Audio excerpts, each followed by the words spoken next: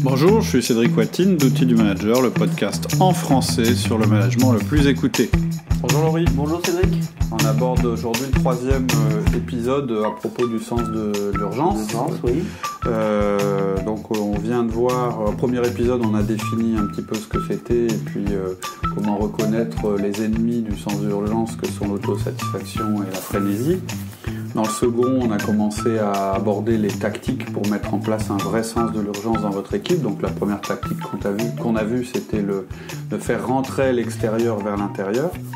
Et aujourd'hui, on va aborder donc la seconde tactique qui vous concerne plus directement, puisque c'est plus sur le comportement.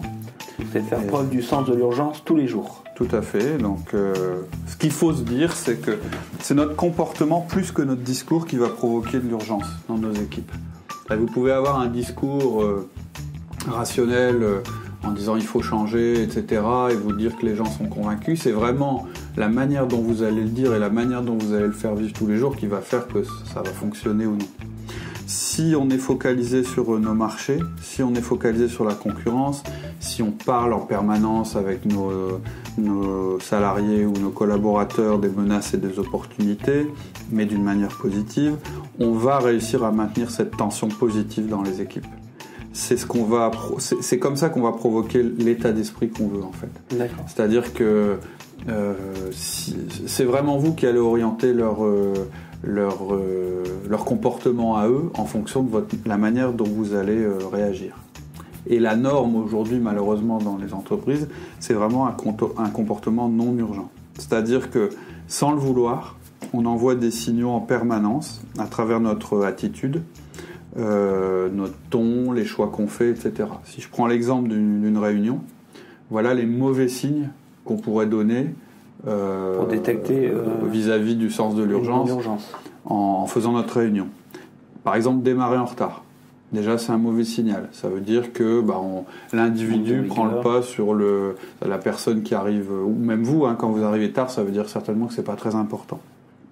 Pas d'introduction factuelle au début, c'est-à-dire on démarre, donc comme il n'y a pas d'introduction qui dit, qui rappelle ce sur quoi on est focalisé, etc., on est vraiment dans du quotidien, dans de l'habituel. On n'a pas cadré en fait la réunion.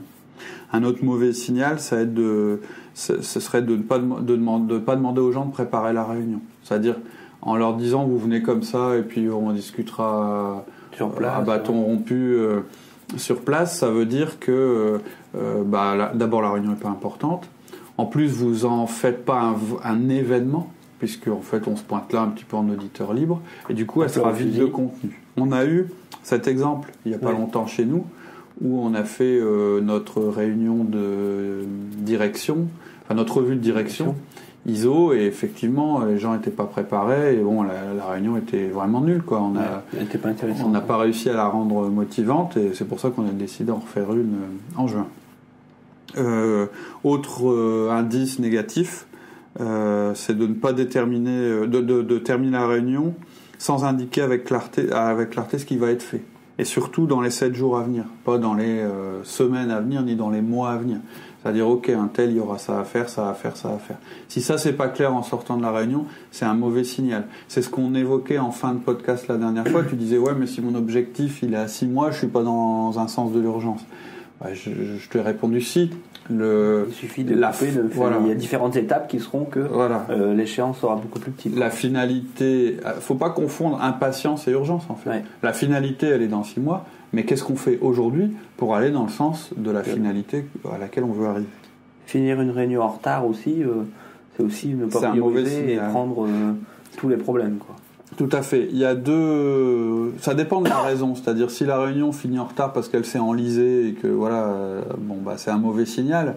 Par contre, vous avez le droit ponctuellement, parce que vous êtes dans un sujet stratégique, etc., de dire on est en train de parler de quelque chose d'hyper important, donc la réunion qui est derrière, je la décale. Oui. Exceptionnellement, vous pouvez le faire. Exceptionnellement, évidemment. Mais ça veut dire, ça pose le cadre, quoi. C'est-à-dire là, on est vraiment en train. Je dis pas que toutes les réunions doivent être comme ça. Ouais, non. Ensuite, il y a la priorisation de votre agenda. Éliminer en permanence tous les rendez-vous de faible valeur ajoutée. C'est-à-dire que régulièrement, si vous voulez montrer l'exemple en vous consacrant à ce qui est important, etc. Scannez en permanence votre agenda en vous disant mais là j'ai pris un truc, mais c'est pas dans les objectifs, c'est pas dans ce qui est important, quoi. C'est une réunion qui va servir à rien. Donc je la zappe, je la raccourcis, etc. D'autant plus si on a une assistante qui nous aide à gérer notre agenda. Si on en a une. On l'a vu dans les autres podcasts, c'est important. Alors c'est important aussi qu'elle soit convaincue que l'urgence se situe au même endroit aussi que vous. Espace que vous allez libérer, en fait, ça va vous permettre de vous concentrer sur l'essentiel et de réaliser ce qui a été demandé en réunion. Ça va vous permettre aussi de passer du temps pour parler de ce qui est crucial avec vos équipes. Ça va vous permettre d'étudier la concurrence, ses clients. Ça va vous permettre de regarder les grands changements qui se profilent à l'horizon au niveau technologique sur votre marché. Voilà, tout ça, c'est des choses importantes. C'est pas forcément des choses auxquelles on pense naturellement. Ouais. On va se dire, bah non, il faut que je vois ce client parce qu'il me l'a demandé. Oui, mais est-ce que ça correspond vraiment à ce que vous vous êtes fixé? L'attitude, en fait, cette attitude que vous allez avoir, ça va donner la permission à vos collaborateurs, eux aussi, de déléguer certaines choses, de ne pas faire certaines choses et de purger leurs agendas, même si ce n'est pas la tradition dans votre entreprise. Il faut aussi que vous refusiez la délégation dans le mauvais sens, c'est-à-dire le collaborateur qui vous fait faire des choses que vous n'avez pas à faire. Si vous acceptez ça, vous allez vous retomber dans du quotidien. C'est pas le bon sens. Ouais. Voilà, vous êtes dans le mauvais sens. Et donc, ça va être du temps en moins, justement, pour aller... se focaliser sur ce que vous êtes fixé. Quoi. Tout à fait. Et ensuite, il faut aussi que vous aménagiez du temps pour permettre et demander à vos collaborateurs d'évoquer leurs problèmes ou leurs opportunités. C'est ce qu'on disait la dernière fois. Les gens du terrain, il faut qu'ils puissent s'exprimer. Par exemple, c'est pas parce que vous êtes dans un schéma sens de l'urgence que vous allez faire sauter vos 1 à 1 en disant bah non, les 1 à 1 c'est pas important, c'est des trucs réguliers, il y en a. Non, c'est justement par ça que vous écoutez, à travers ça, que vous écoutez vos collaborateurs et que vous leur donnez le sens de l'urgence. Donc c'est primordial au contraire de les conserver. Est-ce qu'il faut le formaliser, le sens de l'urgence, clairement sur un document, sur un papier, l'afficher, ou est-ce que c'est via les objectifs? Tout ce que vous pouvez faire pour y contribuer est important. On peut en avoir plusieurs, de sens de l'urgence. Est-ce qu'on peut en alors le sens de l'urgence, c'est une attitude. Donc, alors que toi, ce dont tu parles, c'est les objectifs, peut-être. Ouais, je confonds peut-être. Ouais. C'est-à-dire qu'en fait, le sens de l'urgence, c'est une attitude générale.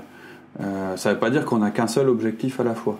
D'accord. Ça veut simplement dire que quand je disais purger l'agenda et le mettre en fonction des priorités, c'est pour éviter la frénésie, en fait. D'accord. C'est-à-dire c'est à la fois pour éviter de mettre des choses qui n'ont pas lieu d'être et qui seront coûteuses en temps, et de perdre de vue les quelques objectifs qu'on s'est fixés, mais aussi d'éviter d'être dans un comportement d'autosatisfaction qui est bah non, je peux pas me consacrer à l'urgent puisque j'ai le quotidien.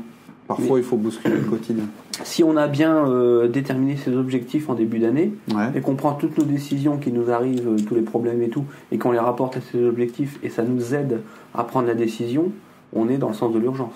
Si les objectifs correspondent effectivement aux choses qui sont à faire, qui correspondent à des changements. Attention, les objectifs, c'est pas parce qu'on a fixé, on en a parlé quand on a fait des objectifs, c'est pas parce qu'on a fixé des objectifs en début d'année qu'on est tranquille. C'est-à-dire, l'unité de temps dans l'entreprise, c'est pas l'année, c'est même pas le semestre. C'est-à-dire que vous devez être, en fait, ce que je veux expliquer, c'est que vous devez être à l'affût des nouvelles opportunités et de menaces en permanence. Et ensuite, vous devez vous dire, est-ce que c'est quelque chose qui est important ou pas important? Est-ce que c'est un signal faible qui me dit, il va y avoir un changement plus tard, etc. D'accord. Ou est-ce que c'est juste un hockey du marché ou simplement j'ai un client qui est insatisfait, il me dit que tout est à refaire chez nous, j'en ai un qui me dit ça, je suis pas dans ce cas de figure là. Mais vos objectifs, si jamais vraiment l'objectif peut changer avec une opportunité qui est arrivée sur le marché ou justement avec cette veille de concurrence ou cette veille de marché, ça nous fait changer l'objectif. C'est exactement ça qu'on est en train de dire.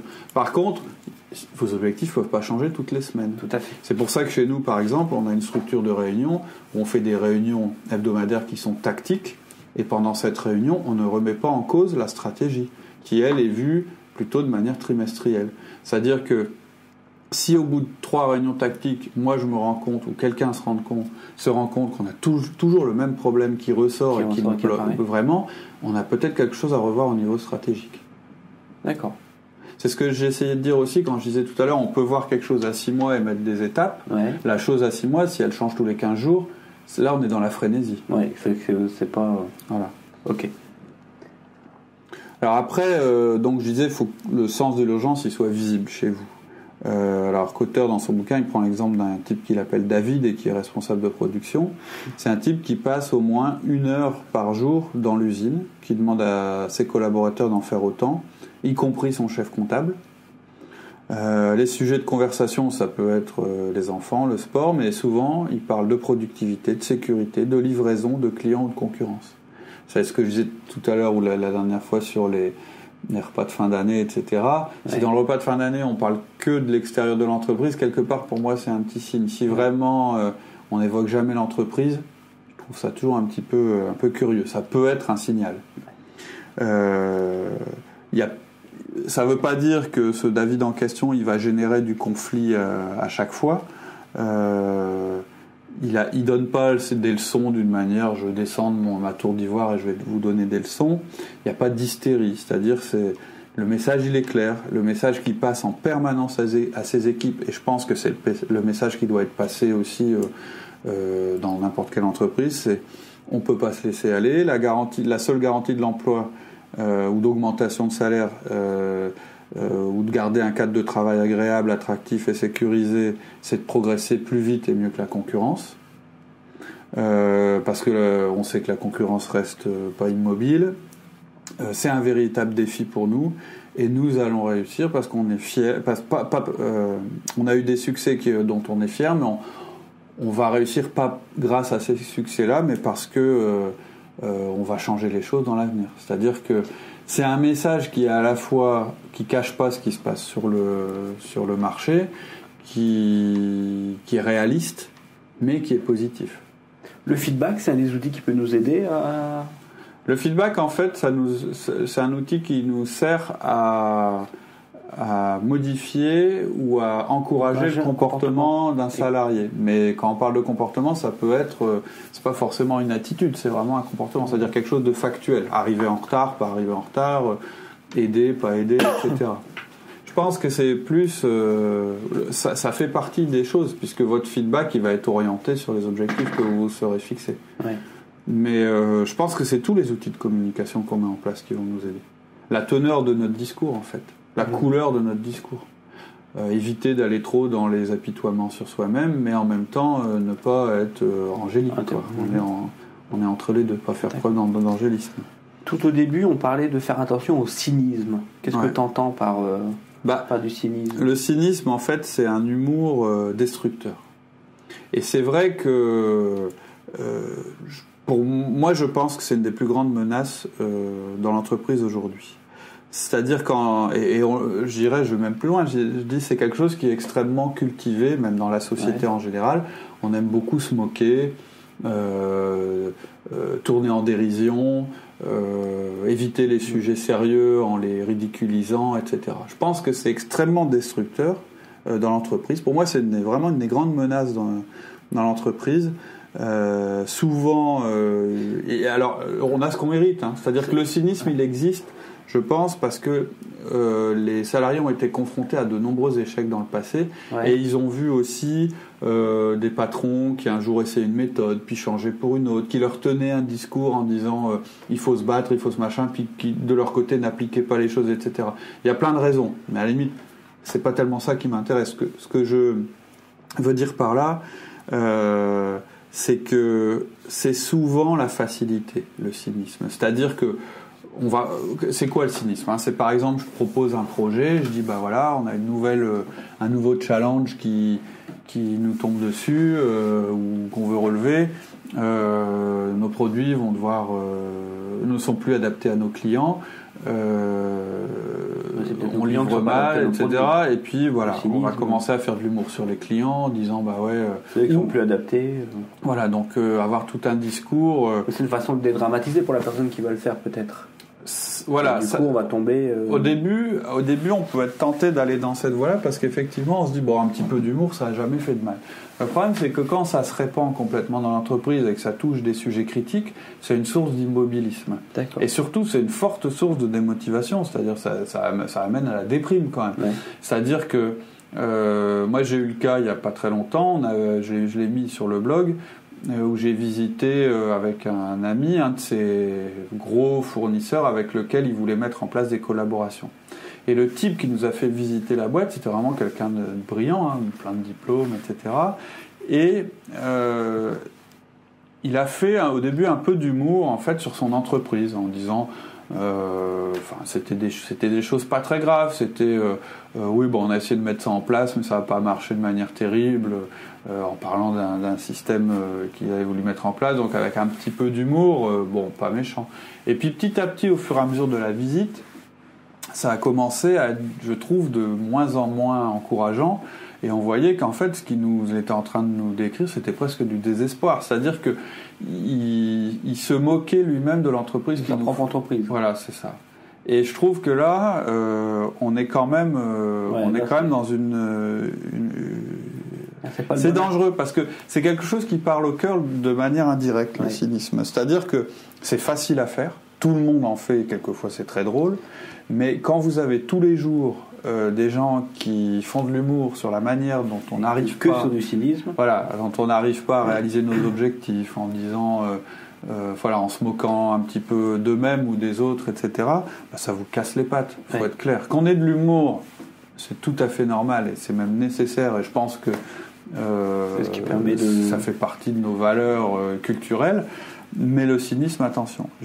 Je pense que quelquefois, il faut savoir dire, bon, dans une réunion, quand ça commence vraiment à déraper, même si on est tenté d'y aller, parce que c'est souvent de l'humour facile, c'est très très facile, c'est plus facile que de regarder les problèmes en face, il y a un moment, il faut peut-être savoir dire en toute honnêteté, hein, de dire bon on arrête, on va arrêter les réflexions cyniques, on a bien rigolé, mais bon maintenant on a un problème, comment on le résout quoi. Voilà, alors recentrer le débat et pas laisser déraper. Vous verrez que on va parler plus loin de ce qu'on appelle les oui mais, c'est-à-dire les gens qui sont vraiment opposés, qui sont dangereux quand on essaye de mettre en place le sens de l'urgence et le changement en général. C'est des gens qui utilisent énormément le cynisme. Donc ça peut être un indice. Voilà, c'était mon petit speech sur le cynisme. J'aime bien l'humour, je pense qu'on est tous pareils, mais attention, il y a une forme d'humour qui est particulièrement qui détruit beaucoup de choses. Avant de passer à la troisième tactique, est-ce que tu peux nous résumer vite fait le comportement tourné vers l'urgence ? Donc le premier conseil, c'est de purger et de déléguer. Donc ça veut dire purger votre agenda s'il est surbooké, supprimer les sujets de moindre priorité de votre agenda, annuler les projets qui vous détournent de l'essentiel. C'est des signaux forts tout ça. Ouais. Quand vous faites ça, par exemple, vous aviez prévu de passer le RP, de le passer sur une nouvelle version, il fallait que ce soit fait, etc. Tout d'un coup, il y a un retournement sur le marché ou un truc qui est prioritaire. Tout d'un coup, vous dites, bah non, je supprime ce projet, on le fera l'année prochaine, c'est pas urgent. C'est un signe fort. En général, quand vous arrêtez quelque chose pour faire quelque chose, pour mieux faire autre chose, c'est un signal très très fort. Et attention, l'urgence n'est plus là, on tourne. Quoi. Voilà, c'est vraiment un acte. Déléguer. De toute façon, ça, on ne le dira jamais assez. N'autorisez pas vos collaborateurs à vous déléguer leur sujet. Faites attention à ça. C'est le danger. Ça veut dire que c'est vous qu'on rend responsable de tout le changement. Or non, c'est tout le monde. Ensuite, donc, j'ai dit purger et déléguer. Deuxième conseil, avancez rapidement. Utilisez le temps libéré pour répondre immédiatement aux appels, aux demandes de réunion, aux mails sur les sujets prioritaires. Ne finissez jamais une réunion sans indiquer avec clarté qui fera quoi et quand. Donc ça, c'est sous le avancer rapidement. Parlez avec passion. Dans votre discours, parlez sans cesse de la nécessité de se comporter de manière urgente, entre guillemets. Ça ne veut pas dire de faire les choses vite, mais ça veut dire utiliser les mots avancer, s'adapter, rester devant la concurrence. Mais urgence, ça veut pas dire mettre de la pression. Non, urgence, en fait, c'est un terme anglais. En fait, ça correspond c'est plus une notion de priorité chez nous. Ouais. Parlez au cœur et rendez ça contagieux. Donc ça, c'est parler avec passion. Ensuite, faites correspondre vos mots et vos actions. Ne vous contentez pas de parler du monde extérieur, observez-le constamment, vous. Ne vous contentez pas de parler de nouvelles opportunités, exploitez-les réellement, c'est-à-dire qu'il faut que vous soyez acteur.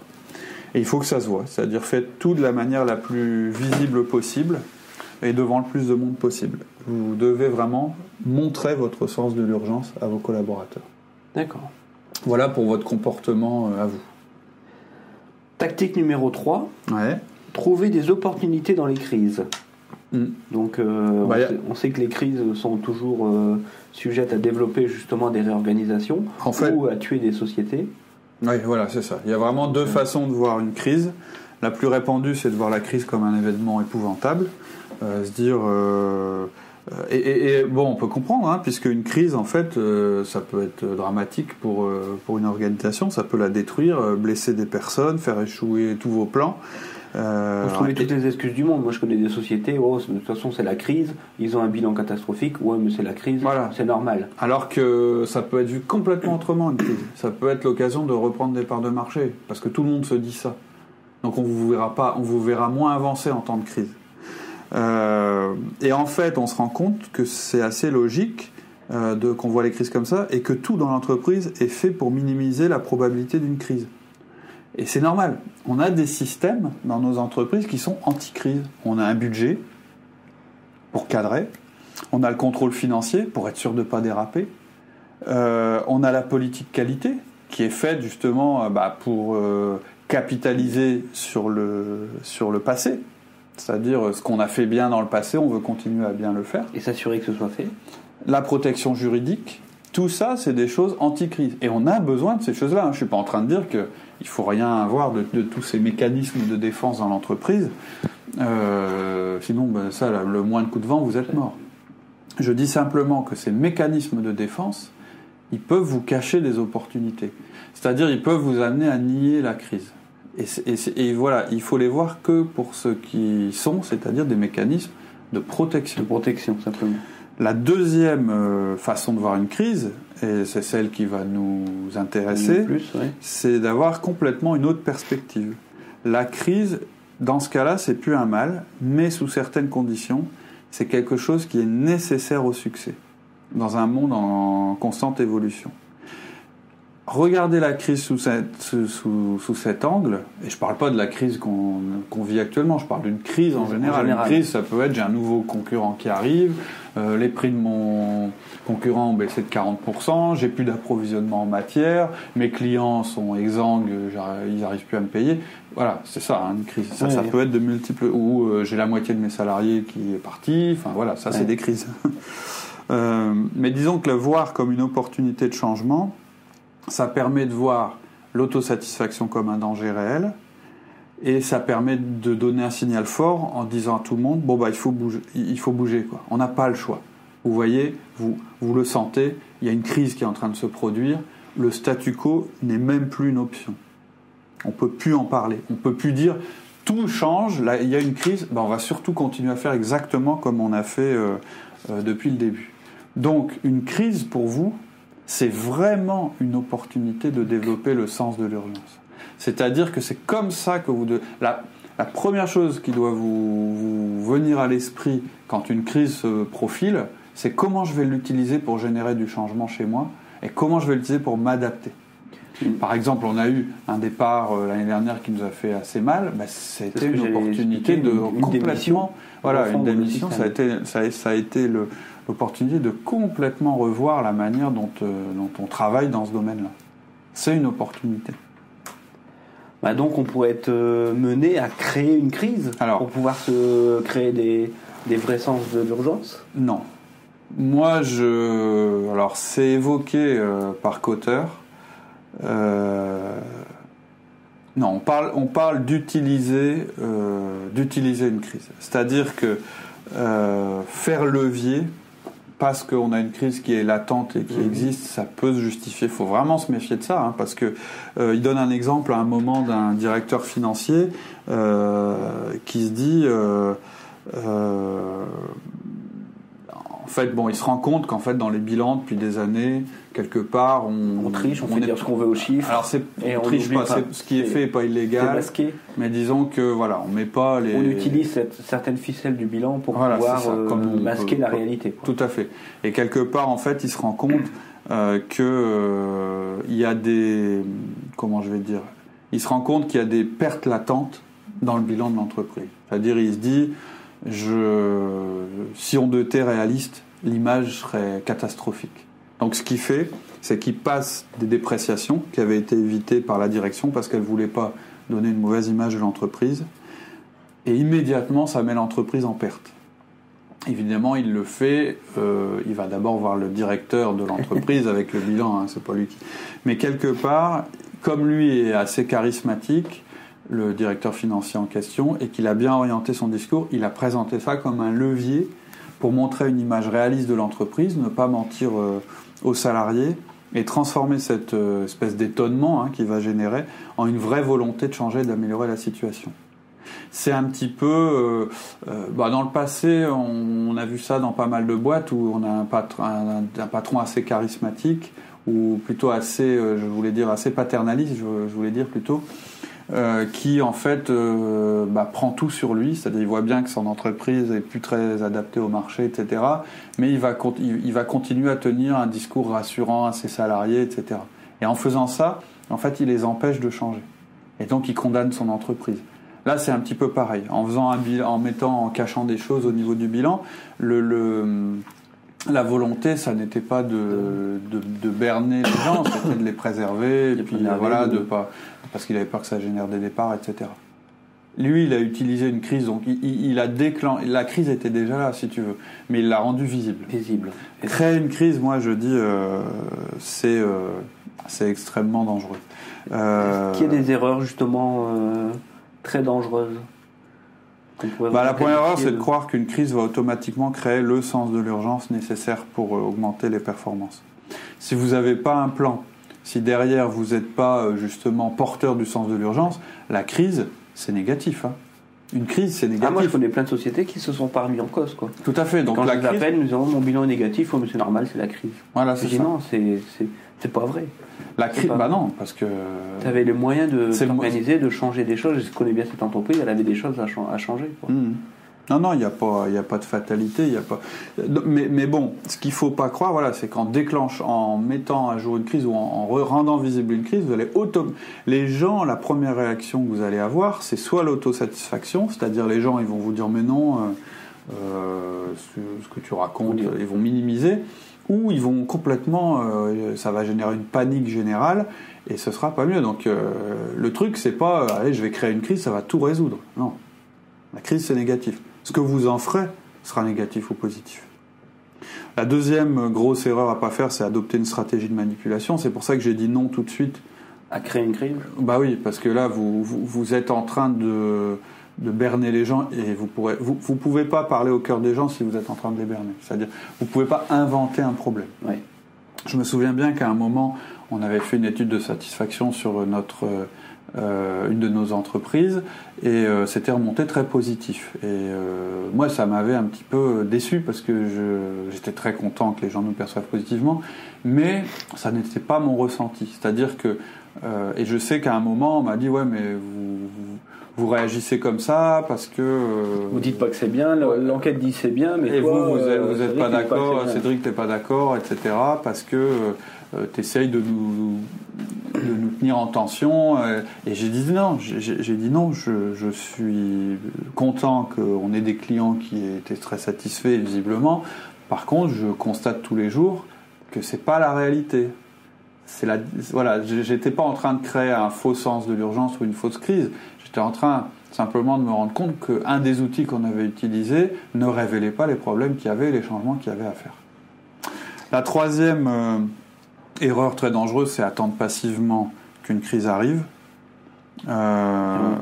C'est-à-dire de se dire, le sens de l'urgence, comme on part du principe que le sens de l'urgence va être créé par la crise, on attend la crise et ça va créer notre sens de l'urgence. Et à la limite, parce que le gros danger d'être vers cette attitude, c'est de voir arriver le mur, puis de se dire non, je vais attendre de le prendre parce que du coup voilà, je pourrais créer un sens de l'urgence. Non, vous anticipez. Si vous voyez le mur arriver, vous parlez à tout le monde comme si... Enfin, vous leur dites, on va réagir avant qu'il arrive. Quatrième erreur très dangereuse, mais qui récapitule les autres, c'est sous-estimer le fait qu'une crise peut conduire au désastre. Il faut être réaliste, hein. Quand il faut changer, qu'il y a une crise, etc., vous jouez la peau de l'entreprise, vous jouez votre peau quand même, hein. Là-dessus, il faut être réaliste aussi. Il faut être confiant, être positif, etc. Il ne faut pas oublier qu'une crise, la définition d'une crise, c'est quelque chose qui est qui a la capacité de détruire complètement votre organisation. Voilà pour les, je dirais pour les tactiques, les 3 grandes tactiques qu'on utilise pour développer le sens de l'urgence dans l'entreprise. Le dernier point, on l'abordera au prochain podcast. On va vous expliquer, ou on va parler de la manière dont on peut gérer les anti-urgences dans votre organisation, c'est-à-dire les gens qui vont, consciemment ou non, faire complètement un blocage par rapport au sens de l'urgence. Voilà, c'est tout pour aujourd'hui. J'espère que ça vous a plu autant qu'à moi. J'espère aussi que ça vous a donné envie d'expérimenter de nouvelles choses dans le cadre de votre management, ou peut-être simplement d'en discuter avec d'autres managers qui ont la même envie que vous d'améliorer leur pratique du management. Si vous voulez échanger avec nous, si vous voulez discuter de ce que vous venez d'entendre dans le podcast, eh bien, je vous invite sur le forum. Le forum Outils du Manager, c'est un lieu d'échange, c'est une communauté très simple et gratuite qui vous permet, avec d'autres managers, d'échanger, de discuter, de vous entraider autour du thème du management, de l'organisation personnelle et de la communication personnelle. Je vous donne l'adresse, c'est tout simple, vous tapez dans votre navigateur de recherche forum.outildumanager.com. Il suffit de vous inscrire pour commencer à échanger.